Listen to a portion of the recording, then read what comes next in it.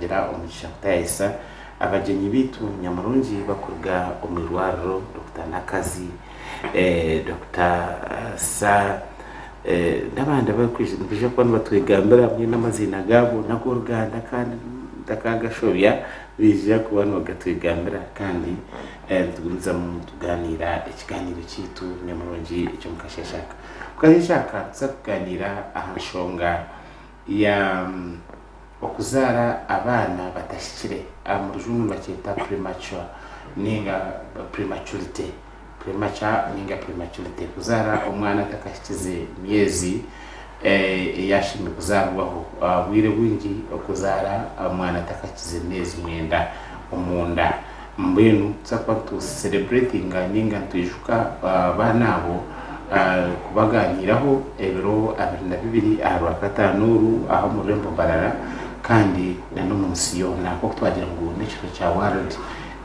prematurity or premature day so mbenu tuza kugenda tuganira ahizoberyo kandi tuganira na abana bo no twakubasa kwerinda na twakubasa no kubora no twonebyo byo turakeneye tuganira na mbenu tutandike tubanze tuyanjureke amazina gitu kandi tugumize mu tuganire ahacurecho katandike na Dr. Okay neyanziza nnyo omukisa guno ogw'okutukyaza Sky TV mujja kunsasira nja kwogera mu Luganda kuba we nayogera mu Nyankole nyinza okusobyamu ebigambo ebimu naye nafunye bukakafu okuva uwo outchaziza nti fena Oluganda tuluwulira so amanya ze Najingo Elizabeth ndi musawo okuva mu ddwaliro eryambalala Regional Referral Hospital yes era kankomaawo tugenda kweyongerayo tuyanzege mukyala Najingo Elizabeth ya doctor mukyala mulala nangera sawukanye ne Dr. Najingo Oluganda tuluwulira bulungi amanya gange yenze Nakazi Safina nange ndi doctor mu ddwaliro lyerimu ya Dr. Najingo Mbarara Regional Referral Hospital. Okay. Tukwaniriza nyone sanyu Dr. Najingo tela tusubira oja kutuweleza bintu bingi ebikwata ku zade eritali etenetuka abulungi emyezi mwenda mukyala nawe tugamba muri hatu bwakora mungira no basatuyanze muri Nyankole murireje abaturikize n'abari kutureba twashemererwa kutayayisibwa Sky TV kandi turyaha kuruga irwariro ryanyu rya Mbarara Regional Referral Hospital amazina ganje ni banyita Nantongo Josephine kandi ndi mushawo w'abana. Okay. Niwe twakushemererwa Dr. Nantongo kandi umuhinda muri Nyankole ntibeta bahinda katandike na Dr. Josephine utugambire izuba riro akatano ntaje kubaho kiyo mukoro gwe kumanyisa kintu kuza kugenda butano bwino banzo tugambire ahakwatire no mukore kandi gambe kuko wagamba mu Rwanda nango kwakugira kamwe kakurema nanako muzungino of course bwa ebyo rushaho ubundi cyo kushanga no Nyankole rwakoremera cyo Nyankole ngo Ruganda konka mbwino Uganda ntukuza kukorage kukiza urujungu. Okay. We bali nyo kusabuno atyaziza yes orokutano luno lwenyini nga 22 guno mwezi ogwa November tugenda kuza olunaku olwensi yonna olw'abaana abazaliddwa nga tebannatuuka. Omwana azaliddwa nga tannatuuka y'omwana azaliddwa nga olubuto terunaweza myezi 9. Okay? So baawukanako ku bano abakyala bafunye embuto ezivaamu kubanga olubuto oluvaamu naye ono omwana azaalibwa ne tumujjanjaba ne tumulabirira n'akula n'avaamu ate n'afuuka muntu wa bulijjo. Okay, so abaana abo bambi bafuna okutawaanyizibwa, bazaalidwa tebatuuse, so balwala olw'ensonga eyo abasinga ne bafa.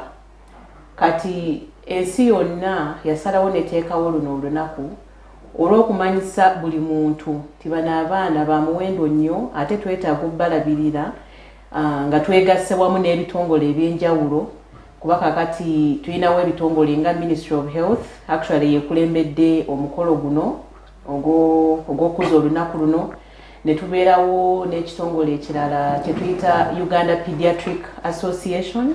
Ekyo ekitongole kye kigatta abasawo bonna oba abantu bonna abalabirira abaana abato. Okay, ne tubaawo n'ebitongole ebirala nga USAID, ne tubaawo ne UNICEF, ne tubaawo ne Mbarara University of Science and Technology. Ebyo nabyo n'ebitongole biri mu luno olutalo olw'okulwana tufune ebintu by'okukozesa n'okumanyisa abantu tibannanga abaana abazaaliddwa nga tebannatuuka gye bali ate bangi. Okay, so fenga Mbarara Regional Referral Hospital twegasse wamu n'ensi yonna, okay, nga tukulembeddwamu Ministry of Health. So ku Lwokutaano luno nga 22 tugenda kutandika ne band, era tusaba nti buli muntu ajja atweyungeko. Tugenda kutambula Mbarara yonna, tugende nga tutegeeza buli muntu nti banne kino ekizibu tukirina kyaffe, bano abaana baffe, aye kisobola otuuka ku buli muntu, naye ate bwe kibaawo tusobola kubayamba batya ne batatufaako. Okay, tweyanzege okutuwa obutumwa ninga makuru ninga information kandi ejo kumanya ngu tuza kuraba omutawuni omu mwenu mwetenga abahi mukwetenga ngu bije mukutambura okwe n'abashaho n'abakazi n'abantu bona, then mwenu twetenga twaza kwija hine ekitukureeta tushashura how webale nnyo. So okutandika na byonna tubeetaaga aba Sky TV mujje mutweyungeko, then twetaaga buli muntu amanyi nti alumirirwa omwana omuto, naye ate nkimanyi ffenna tulumirirwa abaana abato. Okay, kubanga ffenna tusobola ofuuka abazadde. So buli muntu woba okimanyi nti olumulizibwa abaana abato oba okola mu kujjanjaba abaana abato, okay, oba oli mu bitongole bino byenjogeddeko waggulu, Ministry of Health, UNICEF, USAID, Mbarara University, Mbarara Regional Referral Hospital, n'abantu bonna ab'ekitundu, abakulembeze. So kintu kya buli ffenna. Okay. Yes. Dr. Elizabeth, ahawenchi Uganda nejagoba muki omukukora ekyo kikuru ekyo, what is it important for Uganda to celebrate that day? So Uganda nekigoba muki twiha muki izobe eryo tuza kuba twega muki imwe abo mukyaro buyayeta kwijamu twenda mu kiro kikuru ekyo. Webale munonga omwami Edwin, nka Dr. Najingo kuya tugambira tukwatanisize n'ensi yona kwija kumanyisa abantu twena omugasho gw'abaana abakuzaaba batahikire. Abaana aba nibagira ebizibu bingi abo kugira ngu nabatakahikize emyezi 9 mu nda ya nyina yaheza kushobora hariho ebintu ebikumuteganisa, kandi oshange n'abaziire nabo bategana, kandi aba baana nibetaaga obuheereza obw'omutaano kugira ngu baruge mugye bakuregye kushika omu magara gaabo g'obukuru batebekiine. Mbwenu niturugayo nk'abashawo tukwatanise n'ebitongole byagamba haruguru kwija kugambira abantu boona eyi bali boona ngu omukyala yayinenda ebyashemerire kukola kwija kare mu irwariro tukamukebera tukamutebekanisa kandi ogwo mwana yazarwa atayikize emyezi 9 nawe ayije kare amuturetere tumujanjabe akurege erizoba nitulitaho kugira ngo tumanyise abantu ebizibu abaana bibakurabamu kandi nibasa kukyendezebwa tugaruke tubamanyise ngu obuhereza buruhu kandi nitwijuka n'abaana boona abaziro batayikire abo tukweta premature warriors omuntu weno waziro atakayikire akaruga muje eri nizooba lyabo we are celebrating them tugaruke tu celebrating na banyina babo mwene tujaguza hamwe na banyina babo omukyala yazara omwana atayikire ebyakuraba muni bingi mbwenu nizooba lyokubagaruza mu amaani kandi babe n'ekyo kureberaho abandi bakyala kugira ngu yayina omwana atakayikire omwana ogwo naaruga muje nangwa n'abashawo niitwe abakubareberera niitwe nituba nitushemererwa nareeba ogwo mwana owazirwa ayine atakayikize na kiro nkagaruka nkamureeba nayingana nkamwami nkora jogo nanye nikingaruzamu amaani mbwenu eri nizooba liitu lyokucelebrating kandi mwenu ntwenda tumanyisa abantu ngo obuhereza buruho kandi ekimasho ky'ogu mwaka n'okugira ngu omwana atakikire ashemerire kutunga obuhereza hoona hari abaali obumushemerire access to quality care everywhere nikyo kimasho kiitu ogu mwaka. Okay, yebali munonga Dr. kandi Elizabeth habukutwereza enshongezo na munonga umuramwa ninge kimasho cy'omwaka ogu ekimuronzere n'ekintu kirungi utakagire aha mundijo kandi nanyenda ngo nyongere garike kubuze abantu abana abo nibakira kuzarwa bine myaka mbwenu amezi nkangaye umuntu yazarwa ina mezi nka 3 nka 5 nka mukaga ninga ho specific time ya kutipa kucherzaho mwenu yaza kuchera enshonga ya kabiri nabanda bo kuzarwa bo barengire hariho kuzarwa ngo bire ine myaka wazira ine umwaka ngwazirwa ine amezi manyanga hi nabonekira kubahora bo abo baba special ninga butibine nshoga hati omwana yazarwa ansi ya mezi mushanju nategana munonga abingi nibakira kurugamo batakira abitukweta nka abortion konka yarengize nka amezi mushanju abo bingi nibakira na mukaga nkirugirira a special care yo kuba ohwiro ogumwana na n'amezi ago mukaga nawe narugamu nakurage rero abakuba barengiza amezi 9 abo ntubeta post dates abo nibaba bakuzirege nabo bine shonga nibaba barige so they are not as special as prematures abo nabo bayina ebizibu byabwe bye bayitamu nga bo naye tebitera bakosa nnyo nga bana abazaliddwa nga tebannatuuka kankosane guno omukisa nyongereze ku nsonga Dr. Nantongo ze yayogeddeko ensonga lwaki ensi yasalawo neteeka amaanyi gonna ku bana abaana abazaliddwa nga tebannatuuka ziyo ensonga nga 3 esooka beetaaga sente empitirivu nnyo eggwanga liteekamu sente empitirivu nnyo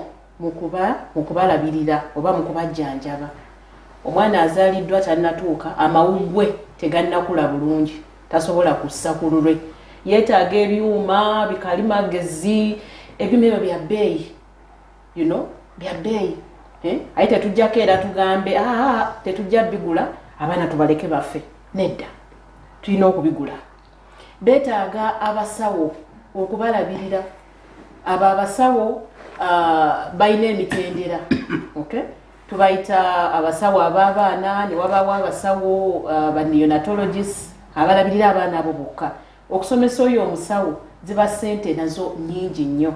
Okay? So nekitegeeza ki twetaaga okutegeeza abantu nti banne kino ekizibu tukirina ate kati abaana abo beeyongedde nnyo emyaka bwe giyita beeyongedde nnyo lwansonga tulina pollution kinyonyole kitya omukka oguva mu motoka mu ma industries byetufumbisa ewaka ogateko abamu bakozesa ebiragalalagala then ebirwadde biyitirivu bayita sexually transmitted diseases. So abantu abakyala bafuna then abaana bafuna embuto nga bakyali bato nnyo ng'embuto tezinnaba kwetegeka kuza mwana n'ebintu ebirala bingi. So ebyo byonna ne bireetera abaana bano okuzaalibwa nga tebannatuuka. Waliwo n'endwadde endala malaria yeeyongedde era neggwanga nyo liri mu kumulwanyisa. Mukazi wafuna malaria ng'ali lubuto, olubuto olutawaanyizibwa ne luvaamu mangu ng'omwana tannatuuka tannakula. Ne wabaawo HIV, ne wabaawo endwadde endala ezikosa omusulo we guyita endwadde z'akawago akakuuma omusulo. Ebyo byonna byonna bireetera embeera ekyankalanya olubuto omwana n'avaamu mangu. Kakati bitwala ssente nnyingi okujjanjaba n'okugula ebintu ebyetaagisibwa. So tugezaako okumanyisa abantu n'okumanyisa bino ebitongole ebirala bisobole okutuwa obuyambi okusobola okujjanjaba abaana bano. Thank you. Tweyanziza ate tweyanzege Dr. Josephine ne Dr. Elizabeth. Bwenu Dr. Safina. Omwana oba otakashikire kyona kyeki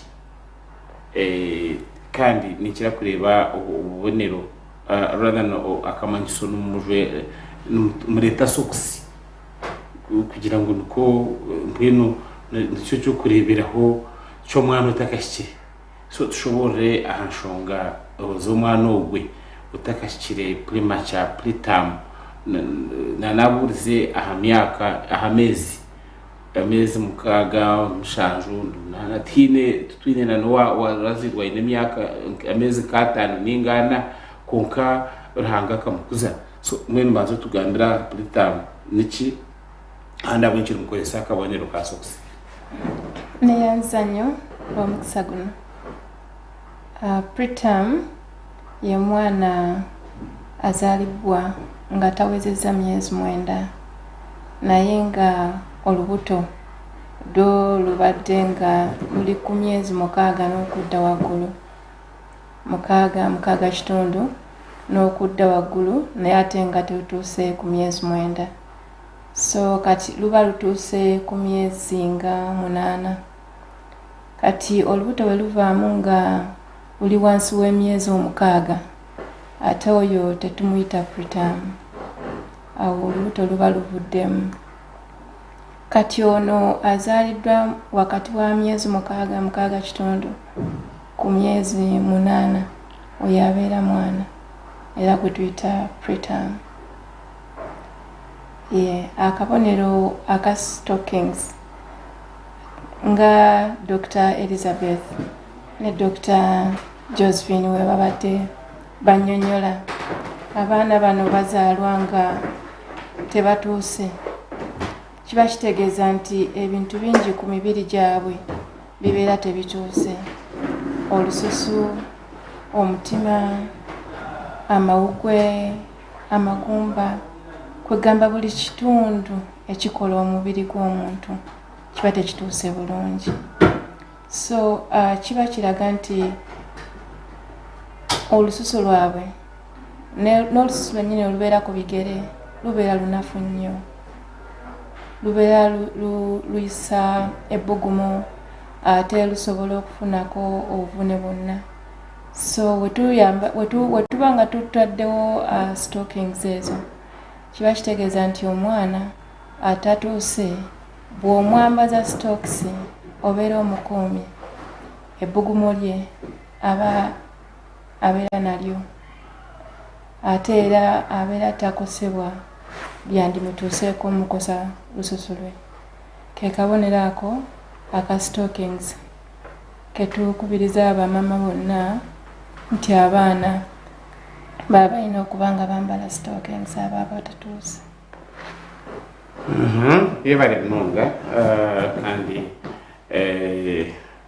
okutweleza ekishani mbwenu nikimanyisa kandi bano habaho obwana kale nango no byakwazirwa kikire bakumujweka aka overall karmo socks mbwenu overall kugira ngo ahabyire mbeho nekira kuraba omubigere kukira ahantu hona. Well, kaba just kabonero kulaga nti no nyetaaga bugumu kubanga ebizibu bitero tawanya abaana bano biri mitendera esatu okusinga esatu ebugumu, okay, bafuna empewo, okay, so babetaaga ebugumu nga okubajjanjaba, so ako kabonero kulaga nti no netaaga ebugumu naye omubiri gwonna n'omutwe nagwo tugubika netubabika omubiri gwonna naye just kano kabonero nga bonakozesa umbrella nga akabonero nti enkuba egenda kunkuba nsaagala mazzi kunjinga kungenda ku mubiri, so just kabonero, okay? So ebintu biri bisatu ebitero batawaanya bafuna empewo, then okussa obubi, then tebasobola kuyonka, so betaaga engeri ey'okubayambamu okulya. Bamama tubakama amabeere netuteeka mu bukopo netukozesa netuteeka akapiira mu nnyindo, amabeere netugalabisa muki mwaka akapiira. Bwe bagenda nga bakula netukozesa akajiiko okubayambako okola ki okunywa amata amabeere ga maama. So endabirira yaabwe bambi erimu ebintu bingi nnyo. Okay. Chemba nkubuuziza beerezamu otunyonyole factors ki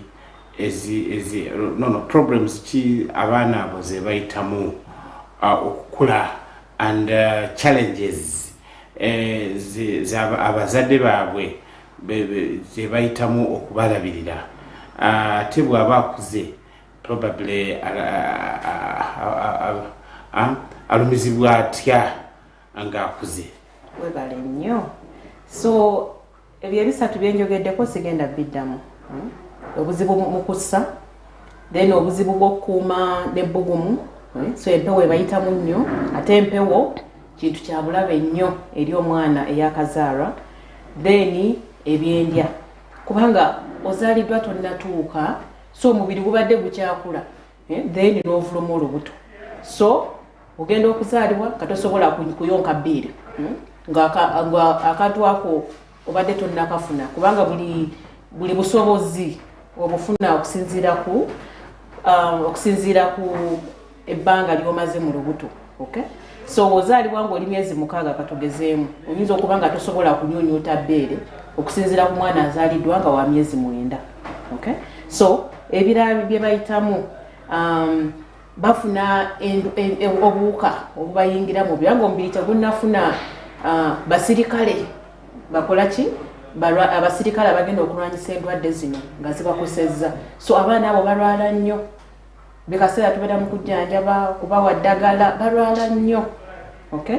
Then nekireetera n'emirimu mingi eri omuzadde oba ababalabirira okubeewala okufuna obuwuka buno okubayingiramu, balina okwoza ebintu okumakinga sure nti babyanise bulungi engoye, bambi abazadde abo bambi babonaabona nnyo, era singa omu ku bo abadde wano bandibadde babakaabira ennaku gye bayitamu, n'abamu bwe babeera mu ddwaliro ab'enganda zaabwe babaddukako, bambi abamu bakitwala nti omwana okuzaalibwa nga tannatuuka nti kikolimo, si kikolimo ate si bulwadde, buli muntu yenna kisobola omutuukako, embeera mpitirivu nga bwe nayogedde waggulu sijja kuziddamu, okay? So abakazi abo oba abazadde tulabye ne bataata abamu bajja ne babeerawo mu kulabirira abaana bano naye bambi batawaana, olina omwana okumutunuulira obudde bwonna tebeebaka, so batawaanyizibwa nnyo. Ng'omusawo yatugambye, omusawo Josephine, nti n'ekirala mu luno okuza olunaku luno abazadde abo bajja bambi nabo ne balaga abalala abali mu kuyitamu eyo embeera nti musobola mulwane, so batawaana nnyo. Ekirala ebizibu ebirala abaana we bafuna ebimu babifuna mu kukula nga bwe wayogedde nti wazaalibwa ng'obwongo tebunnakula bulungi tuli mu kuwa ddagala oluusi tulina ebizibu ebimu nti ebyetaagisibwa tetubirina bulungi abamu bambi amaaso ne gaziba okay mu luzungu oba mu lusawo tukiyita retinopathy of prematurity okay so bazaliddwa tebannatuuka kati wosanga nti mu kubajjanjaba eddagala erimu tebalifunye bulungi oba tebafunye oxygen amala okubayambako okussa bulungi amaaso gafuna obuzibu ne gaziba sabaana abo ne bakula yes ne bakula naye ate nga baki bazibe abalala obwongo tebukula bulungi omwana nakula naye nga tasobola ng'omwana omulala we yandibadde nti agenda mu kiraasi tica n'amusomesa ebintu n'abitegeera bulungi bambi ye n'atasobola olwakuzaalibwa nga tatuuse so ebintu ebimu oyinza okuzaalibwa nga totuuse n'oyitamu n'okula naye ekibuuzo kiri nti okuze naye okuze otya so yensonga lwaki tuli mu kulwana nga gavumenti n'ebitongole bino byonna ebitwegasseeko okutegeeza abantu kubanga ebintu bino ebimu ebireetera abaana embuto okuzaalibwa nga tezinnatuuka biva mu ffe bye tukola bulijjo. Okay. Dr. Safina, olinayo ekyoyinza okwongerako ku naddala omuntu factors ezireetera omuntu oyo okuzaala omwana nga tanaba kwetuuka tanaba kukula oba Dr. Elizabeth omwana kuza kuzaalawa atakuzire habo kuki nakireetwa omuziire nkireetwa omwana wenka nk'omuntu ningaranga n'olwokuba akyalina obaasa kukipreventinga what nayansanya omwana oyo okuzaalwa nga tatuuse oluusi kisoboka okujja obuzi nga tetumanyi kye kireese naye ebiseera ebisinga wabeerawo ebintu bye tuyita risk factors ezisobola okuleetera omukyalo ono okubeera nga azaala omwana ono ng'obudde tebunnatuuka.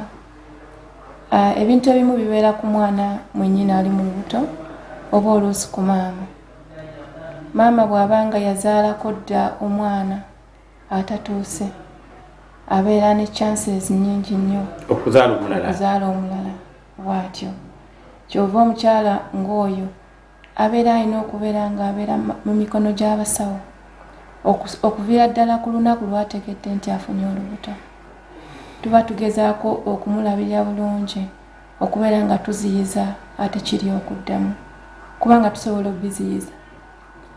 Kati waliwo endwadde endala eziyinza okubeera nga zikutte ebitundu bye tukozesa okufuka oluusi maama n'abeera n'obulumi ng'afuka obuluko obwo busobola okugenda mu musaayi ne buleeta maama ate okutandika okufuna ebisa ng'obudde tebunnaba kutuuka.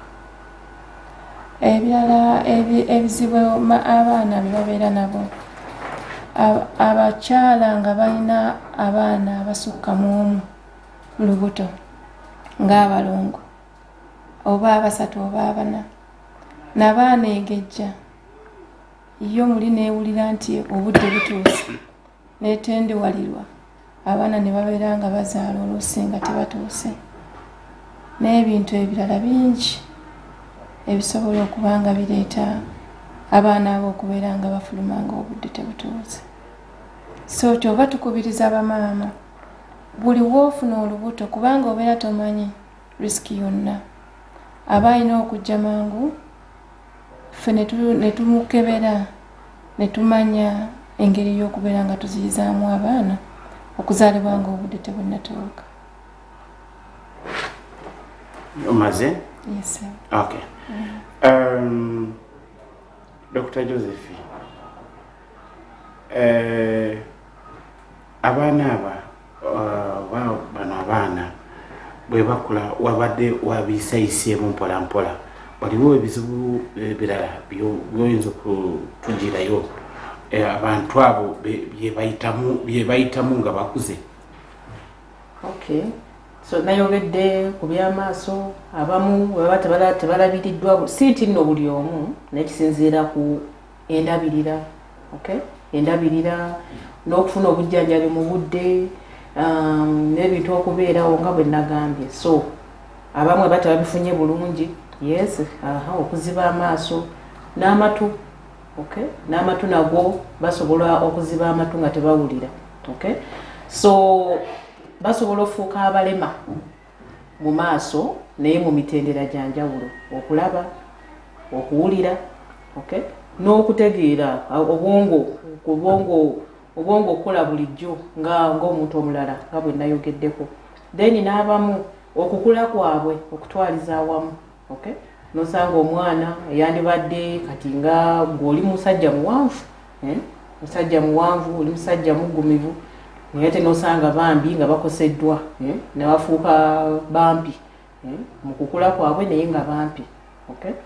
Yes. Omukyala Safina buyana agamba yatuleeteramu ng'abaana abo factors ezikuleetera abaziire, yaleetamu ekyokugira ngu bamwe kibaasa kwereeta, yaleetamu ekyokugira ngu omuntu nabaasa kurwara konka hariho obundi kukira kuhurira ngu mukiiba amurugire ngo amurugire enda yajahanka then mbwenu tima yabakibuzo omukazi mukuru ogu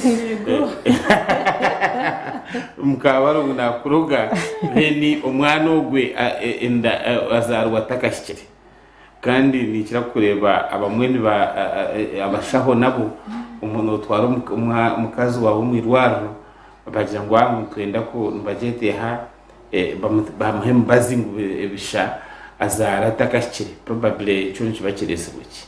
So ebyo bibiri webale munongo mwami Edwin, abantu nubagamba konkitwe nk'abashawo ekyo tukukikiriza mu ekyo kuroga ekizibu nikiba kiri nkabanwani banje okubagamba eize ekizibu nikiba kiri amaama ninga mwana, ebindi ebikuleetera omukyala kuzaala omwana atakayikiza emyezi 9 babigambaho konka obumwe omukyala naasa kulwara endwara nka za pressure yatemba iguru netuma maama yashasha kandi kitumena ekyenyuma nakyo kyashasha kireetera omwana ogwo kubutabaje. Ati nkoko wabuuza ngu ekikuleetera abashawo bagira ngwenda bagiye mwetakayikire nkimanyisa ngu ogwo maama naaba ali omu kizibu enda baba batagiyiremu maama naafa. Nka maama yagira pressure katemba abashawo nitumushemeza ninga nitumuha omubazi tumuinducinge omwana tumwiyemu kugira ngu tusavinga amagara ga maama. Rero n'omwana tumureberero maama tumureberero kweye na n'omwana tumureberero kweye.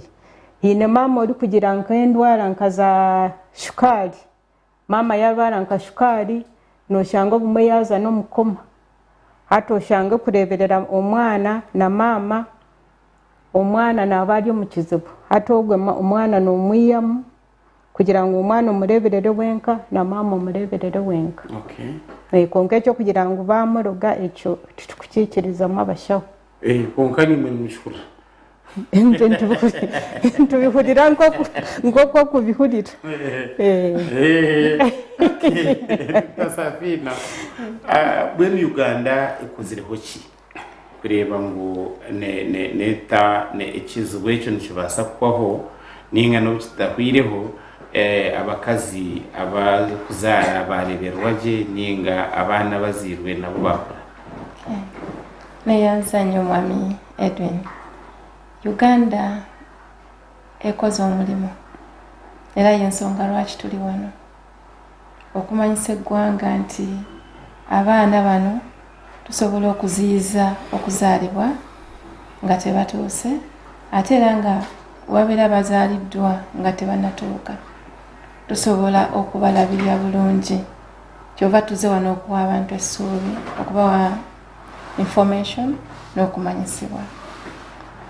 Ministry of Health n'ebitongole ebirala ebyogeddwako beegattidde wamu ne mu kuno okujaguza kwennyini kwe tulimu. Ne babeera nga baagala amawulire gano gatuuke eri eggwanga lyonna okumanyisa abantu nti abaana bano bakula, tusobola obbalabirira, okubabuulira ebizibu abaana bano bye bayitamu. N'ekirala, waliwo ebintu bingi ebikoleddwa okuviira ddala mu malwaliro amakulu paka kati ku health centers ez'awansi. Ebintu biteekeddwayo ebisobola okuyamba abaana bano okussa obulungi obabeera nga bazaaliddwa. Bataddeyo warmers, abaana bano tukutegeezezzaako nti babeera tebalina bulungi bbugumu. Warmers gye ziri, bataddewo ambulances ezirina oxygen. So omwana ne waba nga ali eyo wansi eyo mu health center 4 basobola omutuusa wano bulungi nga mu main hospital ng'era akyali bulungi.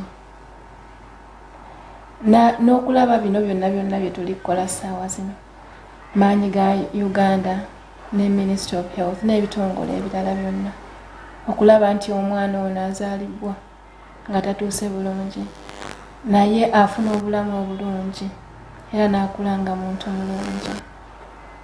Okay, bambe kugamba nipura nanyeneki akwa nikirakuzayo hariho nkuzayo mwirwariro omwe ukareba obwana nibabureberera nk'enkoko okurebera obwana bw'enkoko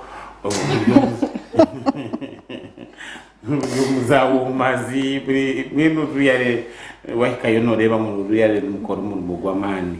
Dr. Josephine, mbwenu utakagire ahirwariro ubundi hariyo kwe abantu abari omu byaro where services history hariyo abo tukatugira traditional ways and means zo kuzabana babakwata babata umwezga babata babatinda umbakweta kutindika. So what can the parents or our community or government or whoever is responsible do okumbiaro nangwano marwaro? What can be done to prevent this prematurity? Ntibasa kukorachi kandi ushimye kuba nakikora nuwa okukyewala. Okay, webale nnyo. Yes, ekisingayo obukulu mu byonna prevention. Mu lusawo tukiyita prevention, naye mu lulimi olwa bulijjo embeera oba emitendera gy'oteekawo okwewala ekintu okubeerawo oba okutuukawo. So twewala tutya abaana bano okuzaalibwa nga tebannatuuka. Ensonga esingirayo ddala obukulu ye mukyala okugenda mu ddwaliro okukebezebwa olubuto, ate naddala ng'olubuto lukyali luto nnyo.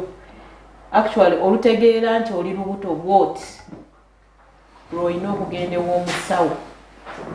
Okay, lw'olina okugenda ew'omusawo n'omutegeeza. Kati waliwo abasawo ate abakola ku bakyala ab'embuto, ffe tuli ku basawo abakola ku baana nga bamaze okuzaalibwa.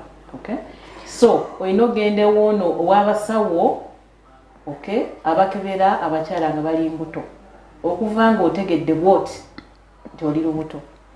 Ate era olugendo lwonna paka kuzaala, kakati Ministry of Health yayise etteeka nti abakyala bano balina okugenda buli mwezi omulundi gumu buli mwezi. Gisobola okusukkamu naye at least omulundi gumu buli mwezi.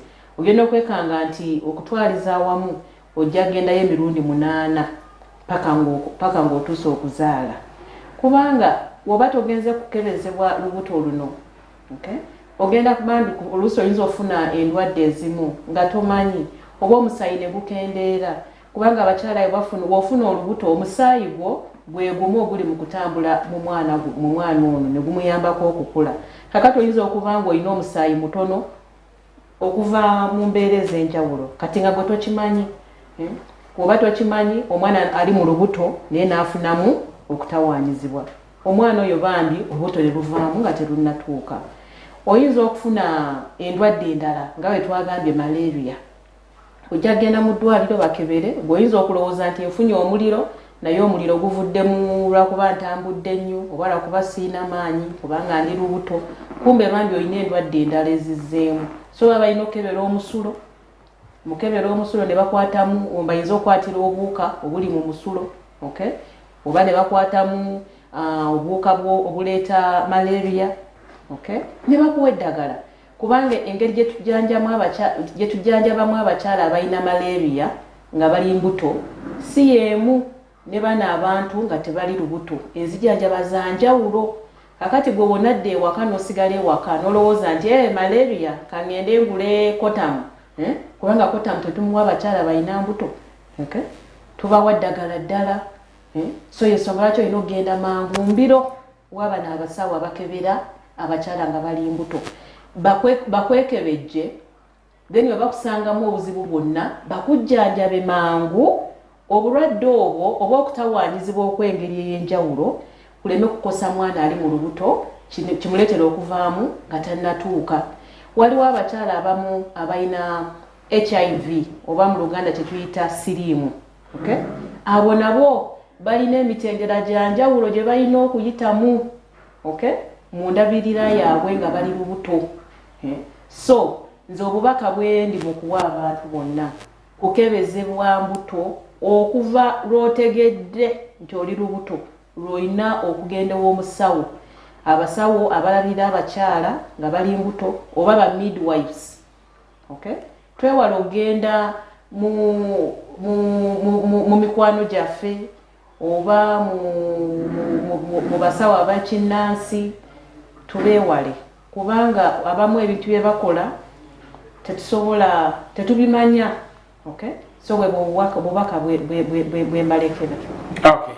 Dr. Josephine, rather Dr. Elizabeth, waliwo ky'oyagala kwongerako ate ekyokwenda kwongeraho aho aha muntu kime kukorwa omukazi olikubaasa yahura bw'obuzibu nakukuna nagambire ng'okwe hariyo abakazi n'emitwarize yitu twabe tukoresa kare yaba n'ekiyamba ekyo tradition twakwata omwana tumuta nkomu mweziga tumutinduka so webale munonga mwami Edwin kwongereza Dr. Najingo ebyagamba omukyala weena wagirenda oshimaye kureba ngo oli mu buteeka ohike hiyi n'abashaho rero wagira kantu kona kakuteganisa akuba ebindi ebi kubasa kutuma ogwo mwana yazarwa kare nka wotararyeje kyamanyisa ngo n'omwana omunda tarabeje ogwo mwana naza kurugamo mbwenu oyine kurya gye oyine kwehara ebintu mwene birakureetera oburemezi hariho nka wayetera hansi omwana ogwo nawe nabaasa kutuma yaruga omunda wakora emirimo mingi obumwe enshuwa yatike hati wahurira nk'enshuwa amiizi gareetwayo kare ekyo nakyo n'akabonero kabi mbwenu oyine kuza hihi n'abashawo ebindi baba bigambire konka nka kyakubaho omwana okaza omurebo okazaalira omuka oyine kureba ngo ogwo mwana yaguma ari omuyonjo oyine kumutwara omu irwariro juba abokuba twawura ngu biine ebizibu bingi ebikubazaho ekizibu ekikubanza munonga embeho nebakora kubi munonga abokugira ngu enyama zaabo niziba zitakakuziregi niko kasimbo kariyo kuwana obuuza kasokisi embeho mbwenu kugira ngu embeho etamwita ntukira kukora ekitukweta ngu kangaru mother care ogwo mwana n'omuta hagati y'amabeere n'omuta abukuba ni hatagata omuta hagati y'amabeere gawe rero okome n'akashuuka hatagatire muri omutwaro mu irwariro ari kutagata abukuba wamwisayo nabwo yafukire nikibaasa kwanga rero ebiwano ogamba ngu kare bakaba bato mu omweziga n'omurofa tinkagambira omukyala ngu omwana omuto mumweziga abokuba omushawo yatugira ngu immunity yaabo obutafaari bwabo bw'omubiri nibuba butakakuzire kurwanisa obulwire hati wa muto mumweziga noba wamwita ddala noba otamwita kandi baba batugambire ngu n'ebihaha byabo nibiba bitakakuzire ate omweziga niguba guri mwenu okwisa kwabo mbwenu omweziga gwo otagugamba ati nogambira omukyala omwana omukore kangalu mother care omutagati y'amabeere aha omwirusa omwirwariro mwamutina ambulance. Okay. Dr. Safina mbwenu tuhenderere na general butumwa then buri mwahe asibure. Butumwa bwenu bwo kumanya ngo wenda ngo muzire okuri kutureba nangwa no yakora omushija ningo mukazi nangwa umuntu utakazire kuka namanya ngo nyensa aliyazara kwagira icyambaho bamuhereza ubutumwa neza obutumwa kyetugenda nakyo leero nti okuziiza okuzaala omwana atatuuse kikulu tulina okwewala ebyo byonna ebyogeddwako ebiyinza okuleeta omukyala okuzaala omwana nga tatuuse. Abakyala tubaliise bulungi tebakola mirimu gy'amaanyi nnyo nga bali lubuto okusingira ddala bw'abanga yafunako okuzaala omwana nga tatuuse. Abaana bwe babeera bazaaliddwa tulina okubeera nga abantu bazaalibwa mu ddwaliro. Abaana balina okuzaalibwa mu ddwaliro abo. Omukyala buli lwafuna akabonero konna akamulaga nti oluusi agenda kuzaala omwana tatuuse aba alina kuzaalibwa mu ddwaliro, si kugenda eri gye bagenda omutindikira gy'obadde ogamba. Abakyala bonna ali olubuto alina okutandika antinento ng'obudde bukyali. Lwategeera nti ali lubuto ng'amisinza omwezi gwe ogusooka lwalina okugendera mu ddwaliro kubanga bintu bingi nnyo ebikolebwa ne bakebera ne bakwatamu infection ne bagijjanjaba ng'obudde bukyali. Era tukubiriza abantu nti ekitone ennyo omukyala w'olubuto emirundi gy'alina okugenda mu ddwaliro 8. So kiba kitegeeza nti buli mwezi aba alina okugenda ne bamukeberako. Then abo abazadde abaana already nga tebatuuse ne bayitamu eyo yonna embeera n'abajjanjaba byonna bye bakoze ebihaha ne bibeera nga bituuse bwe tubyagalira ne basiibulwa. Balina okubeera nga bakomawo mu ddwaliro okulaba nga tubakeberako kubanga olabye nti amaaso, amatu, amagumba, amawugwe tuba tulina okubeera nga buli lwe bajja tubakeberako. N'okukula tuba tulina okulaba engeri gye bakulamu.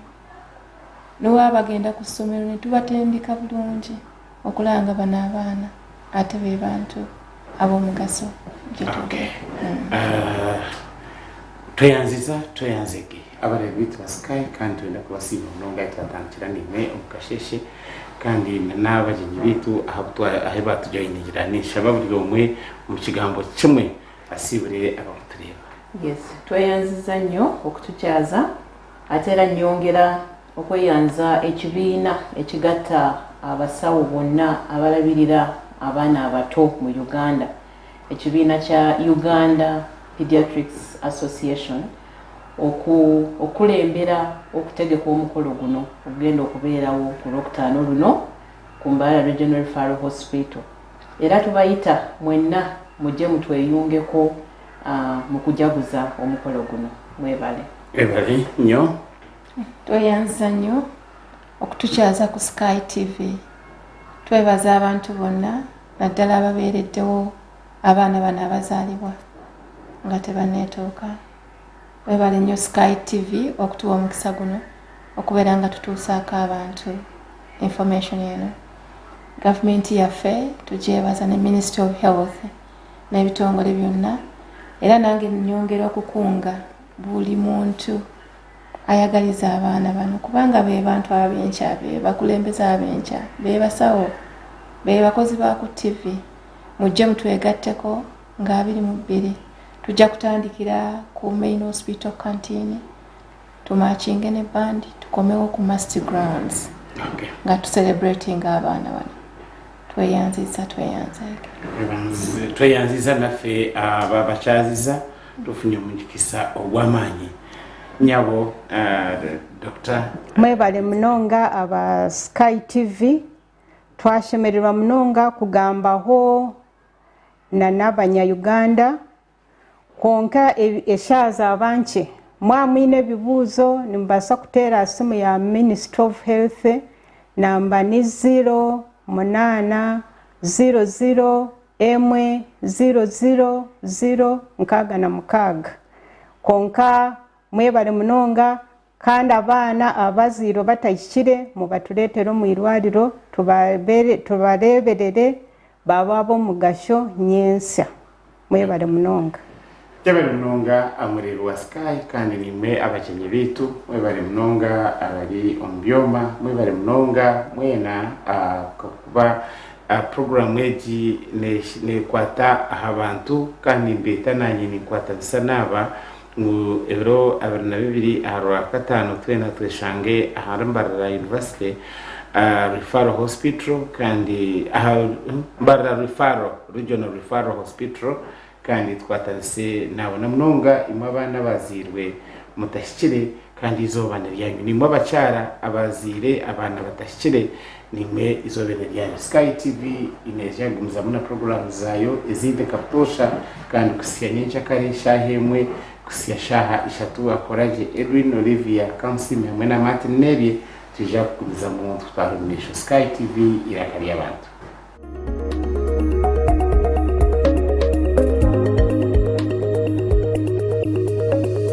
Sky TV irakari abantu emyezi 3 ekiki go wangula nsasula emyezi 3 nempangula hey ha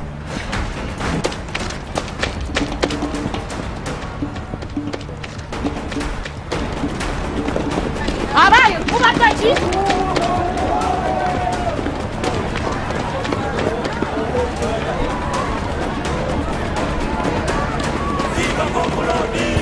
kituufu wensasula emyezi 3 mpangula kituufu gwe subscribing emyezi 3 ku package yona gyoyagala obafuna Azam TV osasula emyezi 3 olwana wefunira omukisa ogutabanga wo ogw'okuwangula ebirabo ne Azam TV ate si tutuka osobola okwetagulira n'ovaawo free subscription eya Azam TV kusana ekirabo semalabu miliyoni 20 mu cash bedu nkugambye miliyoni 20 kati no tulinda weyongerero ku family ya Azam TV ovimbe ng'omulodi okumanya ebisingawo noti 3 23 noti 8 mwenda noti obakyalira amaduuka gaffe agakuliraanye.